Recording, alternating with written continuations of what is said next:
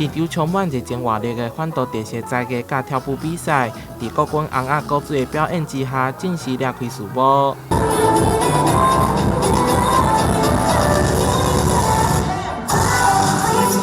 这场活动由教育部台南市联络处甲台南市教育局举办，为着让学生在暑假期间有正当的休闲活动，特别透过歌舞等比赛举办，提供学生表现自我的舞台，远离一切坏习惯。我们透过倡导正当的活动，一方面也提醒，也跟我们的青少年朋友们不断的在宣导跟提醒了，就是不要去接触这些，千万不要因为好奇而去接触了这个相关的毒品，让我们反毒的讯息，或者是健康的、有力量的学生们的力量，传递到各个校园。该不会你们有吸毒吧？对啊，我有吸毒过。